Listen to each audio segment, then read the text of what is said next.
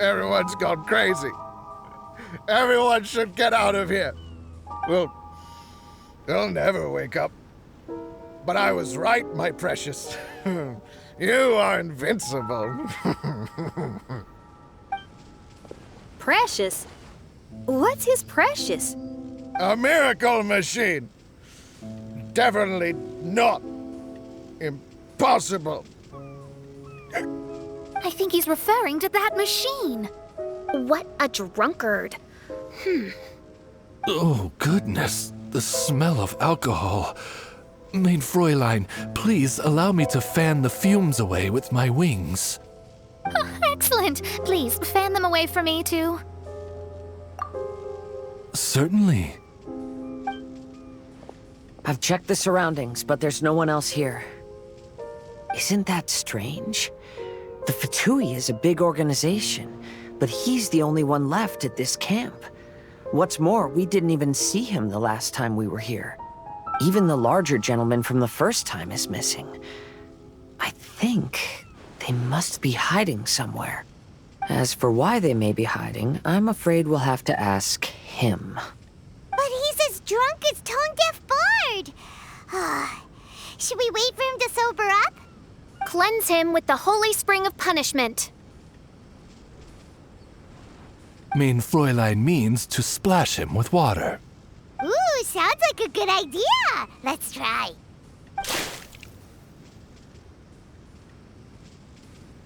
Hey, he opened his eyes! Huh? Hey, are you one of the Fatui?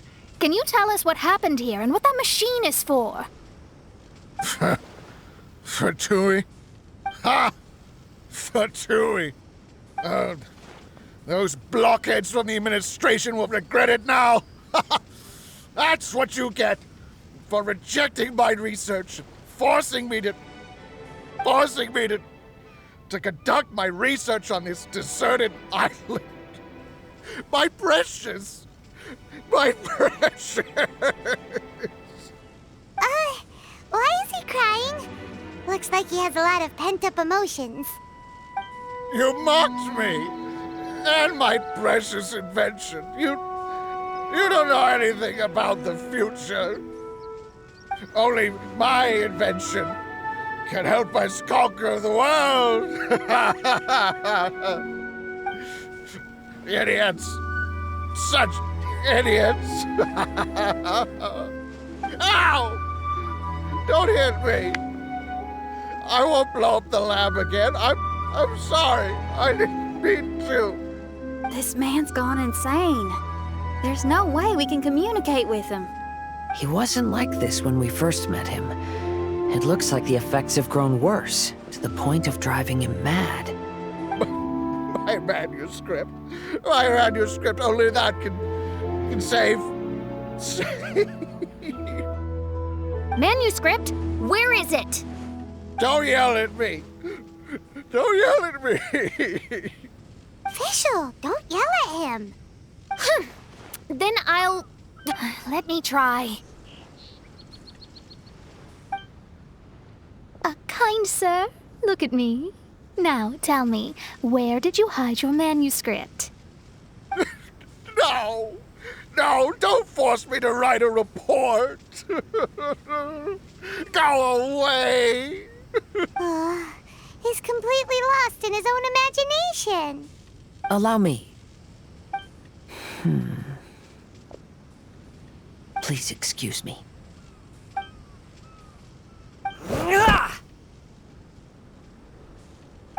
Oh! My butt! My brain is finally starting to work again. It's not a mushy mess anymore. Can you tell me where you put the manuscript? The manuscript is in the crack over there. Finally! Otherwise, I was gonna have to blast some of my loudest rock and roll in his ears.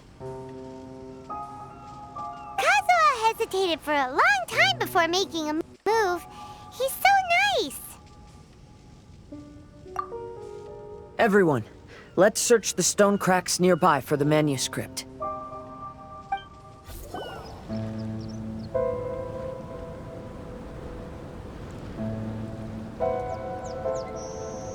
Found it!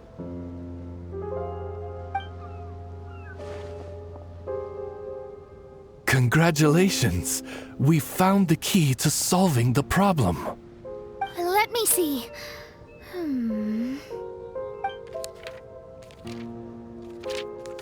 Just as I thought. This machinery, named cognitive mimicry, is capable of altering the state of people's brains. It was invented by the researcher we met earlier. His name is Persakov.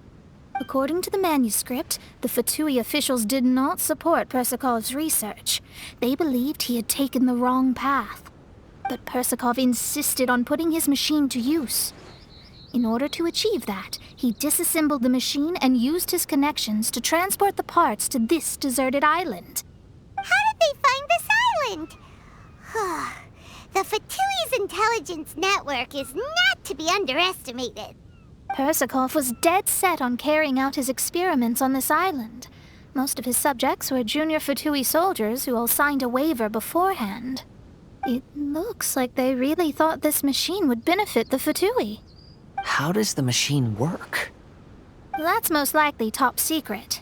The manuscript didn't reveal any details, but Persakov did mention that the machine was modeled after the power of a god. Does that mean there's a god connected to these dreamlike mirages, and the Fatui found a way to research it? Clearly. Otherwise, they wouldn't have been able to reproduce the god's power. Anyway, Persakov's experiment did not go as planned. The machine broke down just days after it was activated. They tried to fix it, but the technologically illiterate Fatui soldiers completely ruined the machine. Even its most important component of all, the crystalline cores, got ejected and disappeared. A testament to the importance of maintenance in all aspects of life. I believe we can all learn something from this. Persakov may be a mad scientist, but he didn't want to see his subordinates suffer. Besides, if he didn't solve the problem, he would end up going insane as well. As a last resort, Persakov went out on his own to look for the cores. But he was just a sickly researcher, unfit for the task. He had to give up. Then, Persakov went searching for the soldiers who had gone mad and strayed from the group, and took them to a hidden cave. I think that was where they were at the day we arrived on this island. Persakov was taking a strong Fatui soldier somewhere. Yes, it took Persakov all of his strength to get all the missing soldiers into the cave. He tried to snap them out of it with music and poetry, but nothing worked. We came here once, but there was no one around.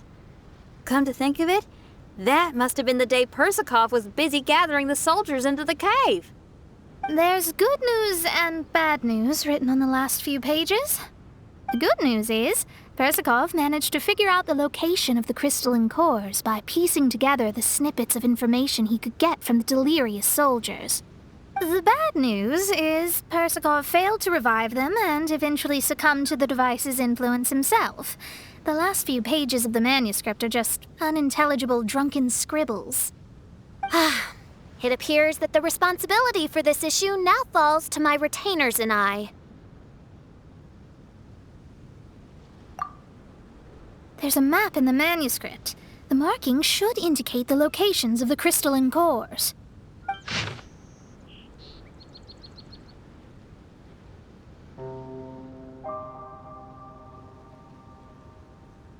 We've got no choice but to find the crystalline cores now! We've inserted all the crystalline cores, Mona. Is that all we needed to do? I think so. That's what the manuscript says, anyway. Let's give it some time. Hopefully it'll return to normal.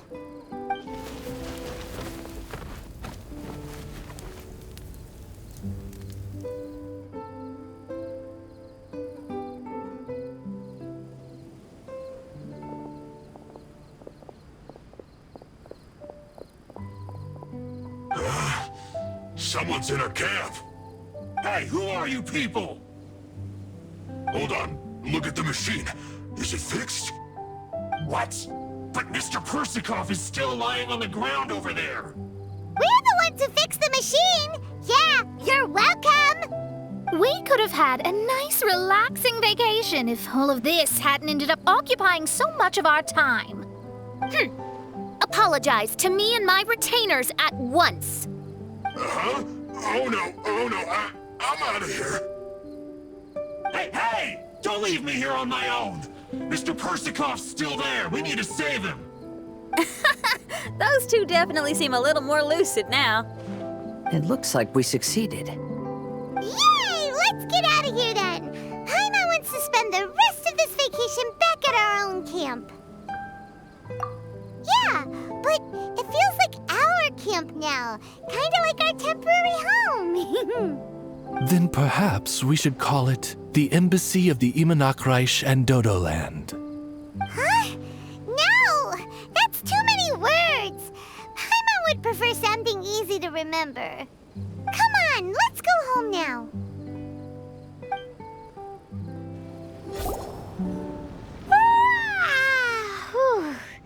After coming home to a nice big meal, then having a long lie down, Paimon's finally starting to feel relaxed. Is the hospitality of the Imanakreich to thy liking? Paimon's loving it. Wonderful. Main Fräulein invited you all here not only to witness the arrival of our Holy Land, but most importantly, she wished that you could all relax and enjoy the summer. Great. Well, I've come to the right place. I love it here. May this place become an eternal paradise. Main Fräulein says she hopes to go on more adventures with you here in the future. Of course. And you should come find me and Leo when you get the time. I'll show you around. Oh, also, my friend runs the best restaurant in Leo. I'm sure you'll love it. If you're into opera, you should go see Yunjin. She's the nicest person, and she likes making friends with new and interesting people. I'm sure the two of you will have plenty to talk about with your shared passion for theatrics. Oh? If Lady Xinyan speaks so highly of it, then I must entertain the idea. Traveler, I have a suggestion. There's a snack called roasted lavender melon in Inazuma, which goes rather well with fish. Why don't we roast some fruit and seafood for dinner tonight? Then it's decided. I'll go gather some more fruit. And for seasoning... Yep, that should do it. Ah, you're all here. I've noticed an issue. Although we've fixed the machine, as you can see, the mirages on the islands have still not disappeared. I've noticed that too. But considering it took some time for the mirages to appear, it may also take some time for them to disappear. Yes, that's definitely possible. In other news, my scryglass seems to be working fine now. The divination results are also looking about right. Although there are some parts in the results that I don't quite understand. It's as if there is some sort of power surrounding us. And it's still watching us. Do you think it's caused by the machine? Or perhaps Persikov? Sorry, I'm also not sure. All I know is that the power is not hostile at the moment. Whatever it is, it doesn't seem to harbor any ill will toward us.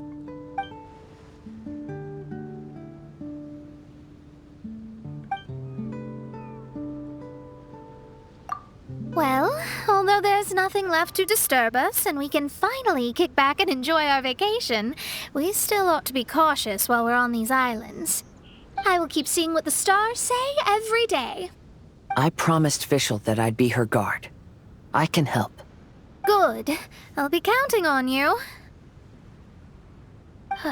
Goodness knows why those girls are so carefree about everything. I suppose it falls to me to be extra vigilant.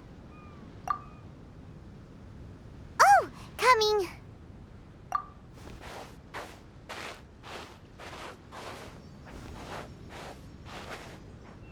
Oh, so we're gonna call the tone-deaf bard, right?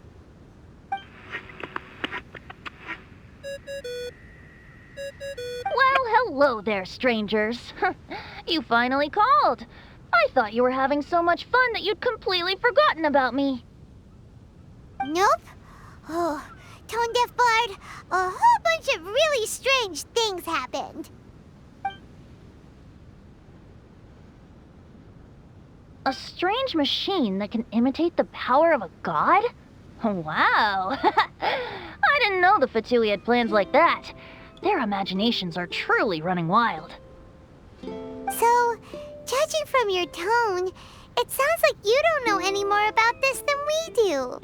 Alas, I am but a humble bard who sings for his Mora in the tavern. Why would I know anything about it? Ugh, so annoying. But other than that, did you two have fun? We did! We ate a lot of yummy food and saw loads of amazing things! It was really cool!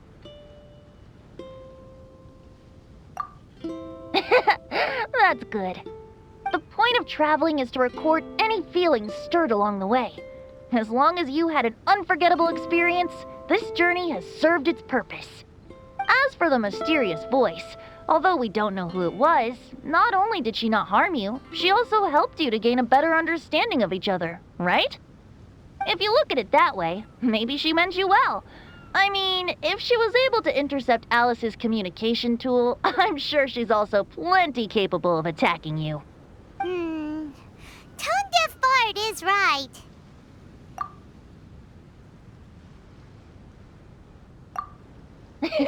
I'm glad to bring you some peace of mind. Just enjoy your vacation to the fullest. And don't forget to tell me all about the marvelous mirages when you get back. I want to record all these beautiful memories and turn them into ballads. Every summer will become an unforgettable song. Then I'll just wait for your return. Happy vacationing! If tone-deaf bard thinks it's okay, then maybe there's nothing to worry about. After all, tone-deaf bard is still a god. We should probably trust him. Let's head back. We don't want to keep everyone waiting. Hold on. Did officials say earlier that she's going to catch some crabs? Oh, Paimon wants to go too!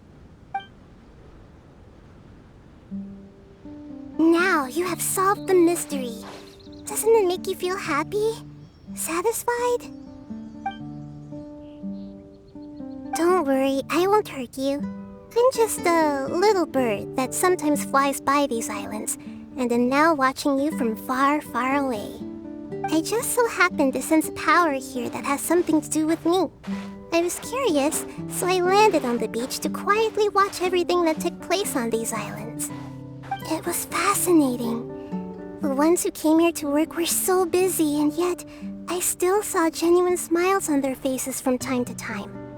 And then all of you arrived later on, bringing your glorious dreamscapes and wonderful willpower. Your dreams are like the pure and delicate bubbles floating on the water. The more beautiful the illusion, the more it fascinates me. I'm not able to travel myself, but I do admire free spirits like yourself. So, I helped them design a little something for you all. I hope you liked it. As I said, I don't have an agenda. I'm just a little bird. I stopped here to admire your lives, joys, sorrows, and all. You are a special person with a unique and brilliant glow. I decided to communicate with you in this way because I'm really curious about you. There's no need to wonder about my name. Maybe one day in the future, we will meet in another place. When that time comes, I think you'll be able to recognize me.